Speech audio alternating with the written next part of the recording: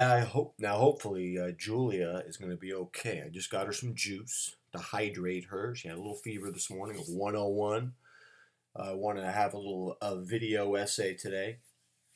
A wise man once said that when you think you're rising in life, you're really falling, and when you think you're falling in life, you're really rising. What the hell does that mean? Uh, Let me give you a couple examples, and we'll see if we can sort this out.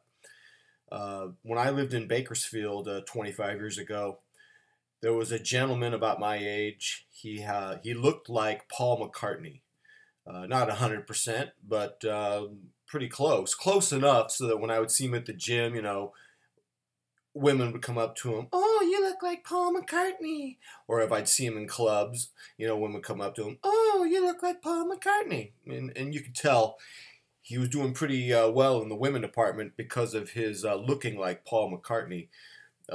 He even manipulated his hair to get that little Paul McCartney rock look, and he wears, the gray or black sport coat. He really played it, and I don't blame him. Who am I to judge him? I think I would have done the same thing if I were in his shoes.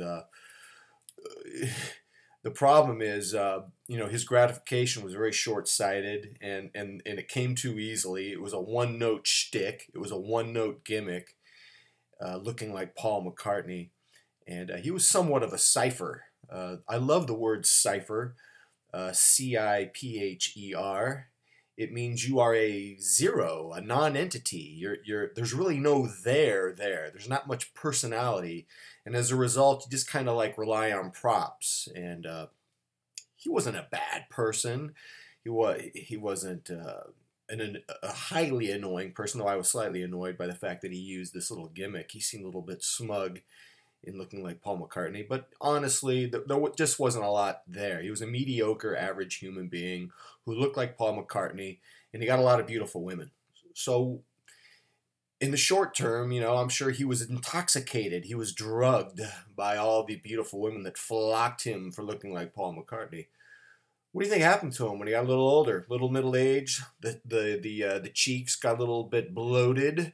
The chin started doubling and tripling, and that appearance that was his calling card started becoming compromised. Well, the women stopped flocking him. That's what happened, and his charisma, his magnetism, diminished, and his the money he made selling cell phone subscriptions started diminishing. He moved back in with his mother, and to this day, he's still living with his mother. He's in front of the internet right now, just like I am. He's wearing a bathrobe and pajamas. He's eating a Hot Pocket, some Pop-Tarts. His face is getting bigger. Uh, in other words, his life is ruined. It's as if he's gone from a $250,000 salary to a $25,000 salary. He's been expelled from paradise, really, because he just doesn't look enough like Paul McCartney now to have the cachet that he once enjoyed when he was younger. Uh, I'll give you another example of someone who was drugged by the short term and didn't see the long term. About 25 years ago, I had this very beautiful student. She wrote an essay about her boyfriend. He had dandruff, he had dirt under his fingernails, he was a slob, he smelled, he didn't shower, he was gross, he was flabby, he was unkempt. And he stayed at her house all day long. And he didn't just stay in her house. He sat in her father's favorite TV chair. And he would eat all the parents' food and watch all the TV shows. And the parents, especially the father, despised him. And she wrote this essay. I believe the assignment was about Faustian bargains we make, deals with the devil we make. And as she wrote this essay, she realized that she was using her boyfriend. She wasn't even going out with him because she liked him, but he was a proxy, a way to say to her father, "I hate you." She really hated her father, and rather than confront him about whatever issues they had, she just got this horrible boyfriend. And good thing she went to college and took my class, because in the process of writing that essay, she realized that what she was doing was self-destructive and dysfunctional, and she broke up with her boyfriend. And so I'm thinking, this boyfriend, he's kind of like the Paul McCartney guy. I mean, he was never supposed to be with a beautiful woman, and he probably knows it. He's been to paradise. Now he's been expelled. And I always wondered, did he kill himself? What do you do? I mean, how do you live once you know that your whole life was a fluke? That this beautiful woman that you were with was never supposed to happen, and the chances of it happening ever again are highly unlikely. You're pretty much done.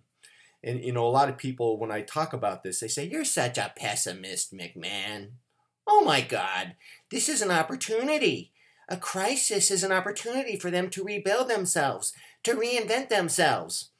And I guess I am a pessimist, because the way I see it, it goes back to my salary analogy. It's like, when you, as a human being, when you go from 250K a year to 25K a year, you are a bitter human being. You remember 250 and all of its emotional, psychological, and status implications, and now you're stuck with 25K a year. And the other thing, what's your game plan now? Is there really a game plan after you've been a cipher for all of your life, relying on some kind of a gimmick or some kind of a fluke?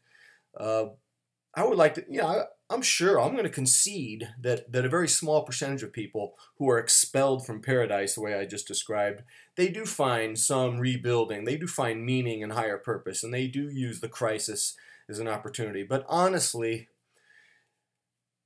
I think there's a certain inevitability for most people. I think they're just done, and I think hedonic adaptation is such that you resign yourself to your new status, but I'm not sure that you ever can forget paradise, and knowing what paradise was like, I think contributes to a certain depression and misery in your life.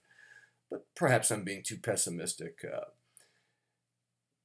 I hope that illuminates the notion of, when you think you're rising in life, you're really falling. Because I think rising in life can be a false rising. It can be a drug. It can be a blindness. It can be a myopia. And God knows, I hope I'm not having any false risings or such thing. I will talk to you guys later.